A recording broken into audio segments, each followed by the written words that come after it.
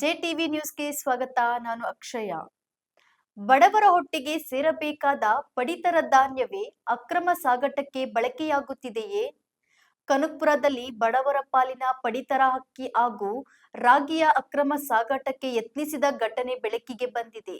ನಗರದ ವ್ಯವಸಾಯೋತ್ಪನ್ನ ಮಾರಾಟ ಮಳಿಗೆಯ ರೈಸ್ ಮಿಲ್ನಲ್ಲಿ ಪಡಿತರ ಅಕ್ಕಿ ಹಾಗೂ ರಾಗಿಯನ್ನು ಮಳವಳ್ಳಿ ತಾಲೂಕಿಗೆ ಸಾಗಿಸಲು ಖಾಸಗಿ ಕ್ಯಾಂಟರ್ಗೆ ತುಂಬಲಾಗುತ್ತಿತ್ತು ಎನ್ನಲಾಗಿದೆ.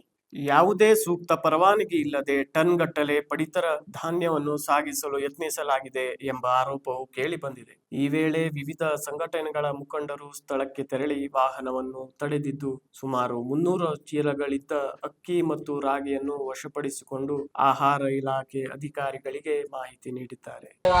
ಅಕ್ರಮವಾಗಿ ಸಾಗಾಣಿಕೆ ನಡೀತಾ ಇದೆ ಅಂತ ಹಲವಾರು ಆರೋಪಗಳು ಸಾರ್ವಜನಿಕ ವಲಯದಲ್ಲಿ ಕೇಳಿ ಬರ್ತಾ ಇತ್ತು. ಈ ವಿಚಾರದಲ್ಲಿ ನಾನು ಈ ಹೊಸ ಬಂದಂತ ಕಮಿಟಿಗಳು ಸಹ ಅಧ್ಯಕ್ಷರ ಗಮನ ಕೂಡ ತಂದಿದ್ದೆ. ಮತ್ತೆ ಇಲ್ಲಿರೋ ಕೆಲವು ಸಿಬ್ಬಂದಿಗಳು ಹೇಳಿದೆ, ಈ ತರ ನಡೀತಾ ಇದೆ, ಇದು ನಿಲ್ಲಿಸಿ, ಅಕ್ರಮ ಇದು ಬೇಡ ಅಂತ ಕೂಡ ಹೇಳಿದ. ಅಷ್ಟೆಲ್ಲ ಹೇಳಿದ್ರು ಸಹ ಈ ಅಕ್ರಮ ಕಂಟಿನ್ಯೂ ಆಗಿ ನಡೀತಾನೆ ಇತ್ತು. ನನಗೆ ಖಚಿತವಾದ ಮಾಹಿತಿ ಆಧಾರದ ಮೇಲೆ ಬೆಳಗಿನ ಜಾವ 4 ಗಂಟೆಗೆ ನಮ್ಮ ಸ್ನೇಹಿತರೊಂದಿಗೆ ನಾವು ಬಂದು ವೆಯ್ಟ್ ಮಾಡಿದ್ವಿ. ಈ ಗಾಡಿ ಒಳಗಡೆ ಬಂತು. ಇದು ಶಿವಸ್ವಾಮಿ ಅಂತ ಹುಲಸನಹಳ್ಳಿ ಅವ್ರದ್ದು. ಇವರು ಅವಾಗಿಂದನೂ ಈ ತರ ಅಕ್ಕಿ ರಾಗಿ ದಂಧೆಲೆ ಮಾಡ್ಕೊಂಡು ಜೀವನ ಮಾಡಿದವರು. ಇವ್ರ ಗಾಡಿ ಬಂದ ನಂತರ ನಾವೇನ್ ಮಾಡಿದ್ವಿ, ಅರ್ಧ ಗಂಟೆ ವೆಯ್ಟ್ ಮಾಡಿದ್ವಿ. ಗಾಡಿ ಬರಲಿಲ್ಲ. ಹೊರಗಡೆಯಿಂದ ನಮ್ಮನ್ನ ಅಬ್ಸರ್ವ್ ಮಾಡಿ ಈ ಗಾಡಿನ ಇಲ್ಲೇನೆ ನಿಲ್ಸಕ್ಕೆ ಟ್ರೈ ಮಾಡಿದ್ರು. ನಾವು ಹಾಗಾಗಿ ಒಳಗಡೆ ಬಂದು ಈ ವೆಹಿಕಲ್ ಅಲ್ಲಿ ಏನಿದೆ ಅಂತ ಚೆಕ್ ಮಾಡ್ಬೇಕಾದ್ರೆ 3 ಜನ ಇದ್ರಲ್ಲಿ ಸಂಬಂಧಪಟ್ಟಂತೆ ಡ್ರೈವರ್ ಜೊತೆ ಮುಂದ್ಗಡೆ ಒಬ್ರು ವ್ಯಕ್ತಿ ಜೊತೆ ಹಿಂದ್ಗಡೆ ಒಬ್ರು 3 ಜನನು ಕೂಡ ನಮ್ಮನ್ನ ತಳ್ಳಿ ಅವರು ಓಡಿ ಹೋದ್ರು. ಇಲ್ಲಿ ನಮ್ಮ ಮಾತುಗಳು ಕೇಳದೆ ಓಡೋದ್ರು. ಆ ನಂತರ ನಾವು 112ಗೆ ಕಾಲ್ ಮಾಡಿದ್ವಿ. 7 ಗಂಟೆ 37 ನಿಮಿಷದಲ್ಲಿ ಕಾಲ್ ಮಾಡಿದೀವಿ. ಇದು ನಿರಂತರವಾಗಿ ನಡೀತಾ ಇರುವಂತಹ ದಂಧೆ. ಇದು ಈಗ ಸಗಟು ದಂಧೆ ಇದು.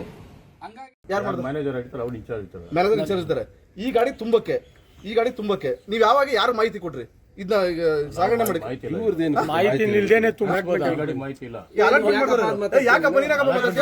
ಸುಮ್ಮನೆ ಆಮೇಲೆ ಈ ಗಾಡಿನ ಎಷ್ಟು ದಿನ ಯೂಸ್ ಮಾಡಿದ್ರೆ ಇಲ್ಲಿಗೆ ಈ ಪರ್ಪಸ್ ಆಗ್ಲೇ ಹೇಳಿದ್ರಿ ನೀವು, ಮಳೆ ಬರ್ತಾ ಇತ್ತು ನೆಂದೈತೆ ಅಂತ ನಾವು ಯೂಸ್ ಮಾಡ್ತಾ ಇದೀವಿ ಇದನ್ನ ಗಾಡಿಯ ಓಪನ್ ಗಾಡಿ.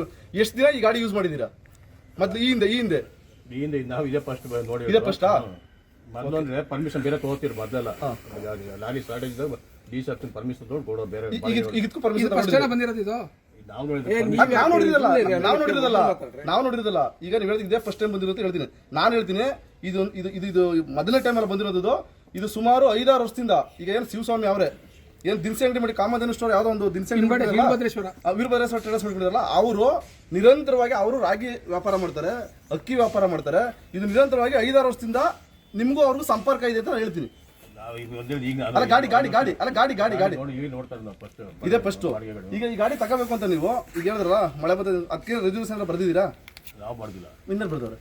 ಡಿ.ಡಿ.ಎಫ್ ತಗೊಂಡು ಫಸ್ಟ್ ಅಲ್ಲ ಯಾರು ಬರ್ದವ್ರೆ? ಈಗ ಮಳೆ ಬರ್ತದೆ, ಕರೆಕ್ಟ್ ಮಳೆ ಬರ್ತದೆ ನಿಲ್ಲುತ್ತದೆ, ಜನಗಳಿಗೆ ಆಹಾರ ಕೊಡಬೇಕು, ಬಡತನದಲ್ಲಿ ಅವ್ರೆ ಬಡತನ ಕೊಡಬೇಕು. ಅದು ಆಯ್ತಲ್ವಾ? ಅದಕ್ಕೆ ಪರ್ಮಿಷನ್ ಕೊಟ್ಟರು. ಈ ಗಾಡಿ ತುಂಬಿಕೊಂಡಿದ್ರೆ ಪರ್ಮಿಷನ್ ಕೊಟ್ಟರು. ಈಗ ಬೇರೆ ಗಾಡಿಗಳೆಲ್ಲ ಇದೆ, ಇದೊಂದು ಗಾಡಿ ಮಾತ್ರ ಬಂದಿದೆ. ಈಗ ಆರೋಳಿಗೋ ಇಲ್ಲಿಗೆ ಸಾಗಿಸ್ಬೇಕು ಅಂತಂದ್ರೆ ಬೆಳಗ್ಗೆ ಮುನ್ಸಿಪಾಲಿಟಿಯಿಂದ ಇಲ್ಲಿಗೆ ಬತ್ತು ಅಂತ ಹೇಳಿದಲ್ವಾ, ಈ ಗಾಡಿ ತಗೊಳ್ಳಕ್ಕೆ ನಿಮ್ಗೆ ಪರ್ಮಿಷನ್ ಕೊಟ್ಟರು.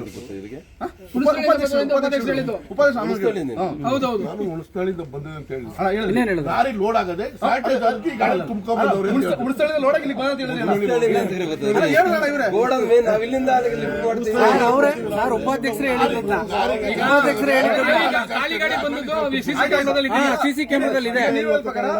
ಖಾಲಿ ಗಾಡಿ ಬಂದು ಖಾಲಿ ಗಾಡಿ ಅಲ್ವಾ? ಕರೆಕ್ಟ್ ಅಲ್ವಾ? ಖಾಲಿ ಗಾಡಿ ಗೋಡನ್ ಪ್ರಿಮಿಸಸ್ ಇದು ಜರಾಮ್ ಗೋಡನ್ ಪ್ರಿಮಿಸಸ್ ಗೋಡನ್ ಇಂದ ಹೋಗಬೇಕಷ್ಟೇ. ಖಾಲಿ ಗಾಡಿ ತುಂಬಿರುದಾ?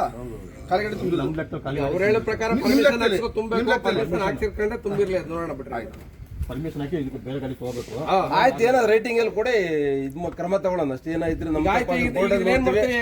ಸಾಹೇಬ್ರ, ಅದು ಈಗ ಮಾಮೂಲಿ ಆದೇಶ ಗಾಡಿ ಬಿಟ್ಟು ಬೇರೆ ಗಾಡಿ ಹಾಕೊಂಡು ಒಂದು ರಿಪೋರ್ಟ್ ಮಾಡ್ಬೋದು. ಎಷ್ಟಿದೆ ಹೆಂಗೆ ವೆರಿಫೈ ಮಾಡ್ತಾನೆ ಲೆಕ್ಕ ಹಾಕೊಳ್ಳಿ. ಗೊತ್ತಾಗಲ್ಲ ವೆಹಿಕಲ್.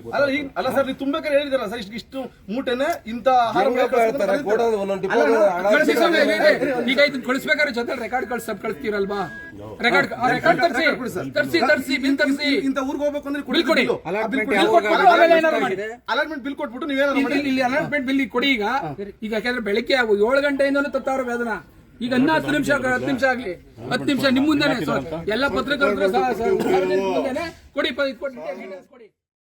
ನೋಡಿದ್ರಲ್ಲ ವೀಕ್ಷಕರೇ, ಇನ್ನೊಂದು ವಿಶೇಷ ಸುದ್ದಿಯೊಂದಿಗೆ ಮತ್ತೆ ಬರ್ತೀನಿ. ಅಲ್ಲಿವರೆಗೆ ನೋಡ್ತಾ ಇರಿ ಜೆಟಿವಿ ಡಿಜಿಟಲ್. ನಮಸ್ಕಾರ.